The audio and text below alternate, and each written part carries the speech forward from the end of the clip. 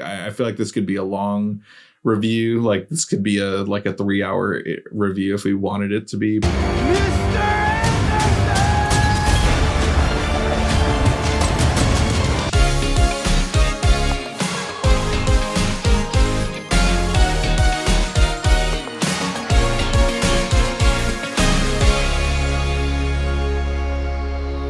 What's up, YouTube? Drive-By Movies here, and you are watching Fresh Releases.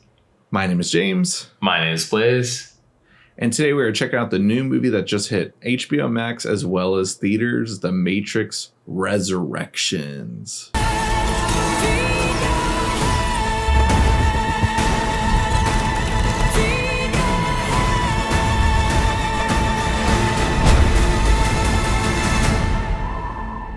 After all these years, to be going back to where it all started.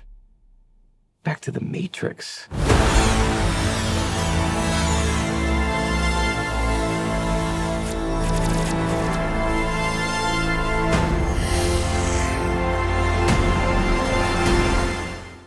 The Matrix Resurrections is the brand new film to HBO Max and is about the return to a world of two realities, one everyday life, the other what lies behind it. To find out if his reality is a construct, to truly know himself, Mr. Anderson will have to choose to follow the White Rabbit once more. So James, this is the return to the Matrix.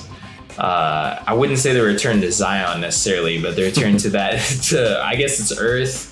I don't know. Anyways, this is Matrix Resurrections. What are your thoughts on the film? I have some thoughts, I guess you could say. Apparently everyone else on the internet has some thoughts, which is crazy. So many people have an opinion about this movie. It's been out for a week now. By the time this video comes out, it'll be out for 2 weeks. And I guess nobody's seen it. It must have been a hit on HBO Max or something, because somehow everyone's still talking about how much they dislike this movie. And while there is a lot I dislike about this movie, overall I still like it. I'd say it's the best Matrix sequel we've ever gotten. Not saying that that's like endorsing it as a good movie per se. Like, I'm overall gonna recommend it. But this is a movie that there was so much I liked, but so much that I wish it focused on over other aspects. I guess I'll leave it at, like, I feel like this could be a long review. Like, this could be a 3-hour review if we wanted it to be. But yeah, what were your initial thoughts? Yeah, so this film was definitely a film I was not looking forward to whatsoever. I think, like, when I first saw the trailer, I was kind of forced to watch it in a way, and I just hated it. I'm like, oh god, this is like looks so bad. Everything about it looked bad. I hated that there was like a new Morpheus. I just hated basically everything about the trailer. I'm like, this movie's gonna suck. Like, I think I was looking forward to it, like originally hearing, oh, there's gonna be a new Matrix. I mean, we always made the joke that there would be like a new Matrix, and there was gonna be a new Morpheus in our version, and it was always gonna be Michael B. Jordan. That didn't quite happen. We got Candyman as the new Morpheus, but yeah, this was a film I was not looking forward to at all, but I have to say, after watching it, I honestly really enjoyed this movie. I think over time, my enjoyment is gonna fade from it. I probably won't like it if they continue to release sequels for it if they're not up to par. But like you said, the Matrix bar was quite low with Reloaded and Revolutions. So I think Resurrections is honestly a really entertaining sequel. Yeah. Definitely. One thing I will give credit to the Wachowskis, I think, is a lot of their movies do age pretty well, because I think I keep getting all the sequel names mixed up, but Reloaded and the third one, Revolutions, eventually started to get, like, you know, their overall audience, I'd say, now that it's been over a decade since we've seen those movies. Heck, I think it's been 20 years now, technically, but I feel like most people now overall find positive things to say about those movies, even though they're not as nearly as well received as the first one. But this movie, is it going to stand the test of time? It's hard to say right now, just because it's only been out for a week, but we'll see. But I honestly think, though, I can see more people starting to grow to like this movie like over time. I'd say, like, it's a bummer because I don't think we'll get a sequel with how bad the box office has been. I'm not sure whether or not they were planning to make this like another trilogy or whatever. It feels like a left off to where they could have made more movies still within this But like I did like a lot of the stuff they chose to explore with this movie. But yeah, like with Speed Racer, as well as Cloud Atlas, movies that weren't necessarily well received, I feel like they have pretty decent sized like cult audiences who follow them now, especially with Sense8. We know that has a huge audience for it. Really? I'm the only one I know that's seen that show. I mean, they have an audience that supports like crazy online. I mean, they have a cult audience. Have you seen that, like, this audience? Wants more. Do you know of anyone that's in this audience? No, it's all online people and stuff. Where though? Where can you find these people? I'm sure they're all over the message boards and stuff, the Reddits and the internets or whatever the cool kids are hanging out with these days. But I'll be honest, I'm the only one I know that's ever seen the series Sense8. One of the things I did like about this film was seeing a lot of familiar faces from Sense8, because I think a lot of the talent that was in Sense8 was great. I think a lot of them really had a lot to offer. I mean, this film doesn't give them a ton to chew with, but I think like they're fun additions. Like, oh, I remember that guy from Sense8 and stuff. And they all had like really fun roles. I think overall, like if you haven't seen Sense8, I'm gonna stand on a soapbox here for Sense8. If you guys haven't seen Sense8, I'm not gonna say it's the greatest series ever that's gonna change your life, but I really think it was one of the most interesting series that never got its time in the sun. So like I think it's worth watching for that sense. There is a bunch of scenes in that series that will literally blow your mind. I felt like they were so epic and crazy, but at the same time, the series as a whole, I liked how Netflix at least gave it an opportunity to end with a film, with like a final feature film. They don't give many like filmmakers or series at least a chance like that anymore. And I think that was like a special moment where that was probably the last chance that a lot of stuff on Netflix is ever going to get. Now, Cowboy Bebop gets canceled like 3 weeks after it gets released, and there's like the film or the show ended with the cliffhanger. Do I even want to finish the show now? No, not really, because I don't like, it just sucks. So that was like a nice moment in Netflix history where they actually like concluded something appropriately. Even though like it could have kept going on, they were like, all right, we're just going to give you a final feature film like for the fans. So anyways, getting off the whole Sense8 topic, I think one of the things I loved most about this film was how meta it was. And I can understand that might be kind of grating like later down the road or might not age well, but I honestly think in the way that everything has been going so franchise heavy, and everything nowadays that's in the cinema has to be franchise this, franchise that. It's got to be based on a children's toy or like a video game or a comic book that no one read, like the Eternals. I just feel like this made fun of all of that, which I loved. And that, like, as soon as they started making fun of that, as soon as they started showing me stuff that was just so batshit insane, and they're constantly being meta and referencing the fact that this is a film, and like almost in a way like Lana Wachowski is being forced to make it in a way, so might as well be the one that holds the gun to your own head. I loved all that. Yeah, I love that, like, she wasn't afraid in the script to call out Warner Brothers. Like, they're saying, hey, we're going to make The Matrix with or without you. And just like that seems to be the case with the movie, because I guarantee that's what happened with this movie. And, of course, like, it's a franchise that she created with her sibling. And so, like, of course, she's going to want to, whether or not it's something she wanted to do from the beginning or not. I'm glad that she came up with an interesting plot. Like, I liked the meta-ness of it, too. I think that part should hold up and does stand the test of time, because that's what's currently what like our culture is obsessed with and stuff. And seeing them make fun of it too, I thought was hilarious. Like, I honestly could have watched a lot of that stuff for a longer period. When we eventually get into like Neo coming out and realizing who he's meant to be and stuff, and reaching this IO world, I also loved all that stuff too. It just jumps like 4 times to where I was just like, oh, like I felt like I didn't get enough time with these areas and stuff. And it's one of the few times where like I think The Matrix is known for action and stuff, but this is the most underwhelming action one out of all of them by far, I thought. So that's, I think, what's one of the things that's like kind of holding me back from like really loving this movie, because I think everyone goes into Matrix movies for the trippiness as well as the crazy action sequences, and those weren't there. I mean, that might have been budget restraints of course too, but just like, yeah.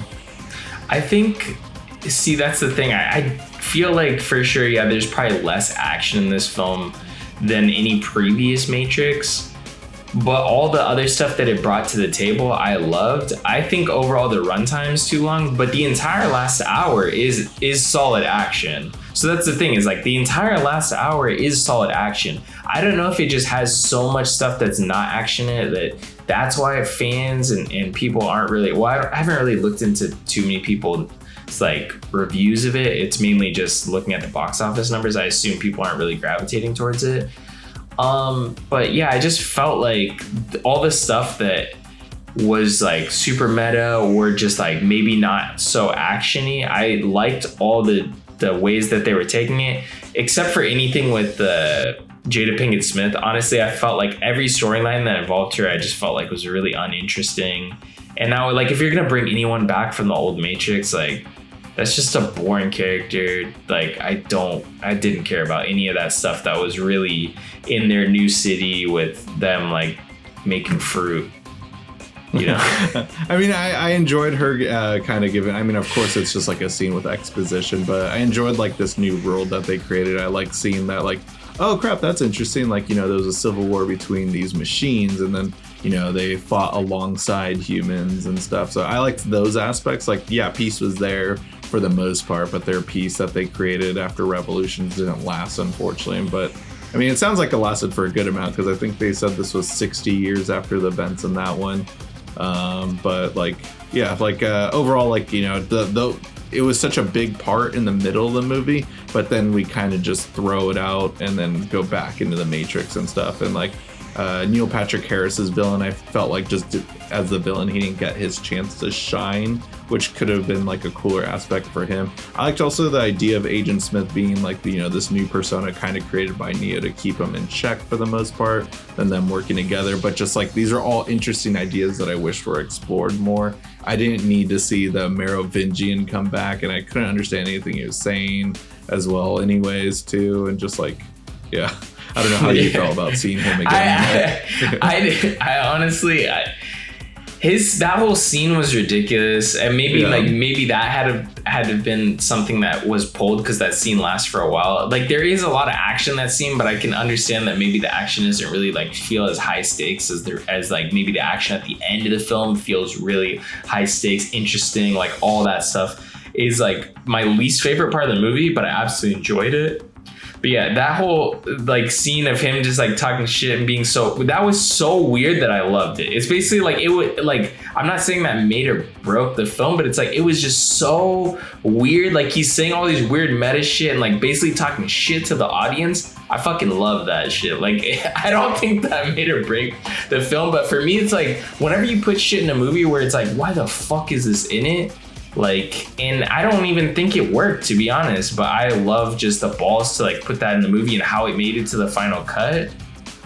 That shit's just crazy for me. I did like the idea though of him being like, you know, in the original Matrix movies, he's like at the top of the chain within the Matrix. He's one of the, you know, like biggest like badass like programs within the Matrix. You can't get to him. He's like almost invincible, and now he's this like weird raggedy homeless looking guy within the Matrix and stuff. And his code, I don't know what's gone on with it and stuff, but like his code still exists, but it's just like forgotten about or whatever too. Like, there was a lot of fun stuff to be explored with it, and I did rewatch the original 3 to like find out more and stuff. And like, there was a lot of stuff I didn't pick up as a kid watching those movies and stuff, and now watching it a lot older and stuff, like there's still a lot of confusing aspects with it, but there's so many interesting aspects within the Matrix apparently existing 6 times. There's been 6 the ones already, and anytime like a war is happening, like, it's just gonna restart eventually too. So I like that idea of like, you know, this is just a restarted version. It's a different one. The villain, Neil Patrick Harris, was just like, I'll just create a new one again and stuff. But I like the overall ending with Trinity and Neo just deciding, nope, we're in charge here. We're going to do what we want. And if we want, we'll put rainbows up in the skies. I thought that was funny. Yeah, and I absolutely love that aspect. Like you're saying that they're probably like there's a possibility that because stuff has been so dismal. I mean, look at the state of the world at the moment. I wouldn't totally blame the fact that I think one of the other things, like this literally opened up the week, or maybe not even the week, it's like half a week after Spider-Man, which everyone's like, Spider-Man's fucking amazing. This is the best movie ever made. So this had no chance. Like at that, this had literally no chance.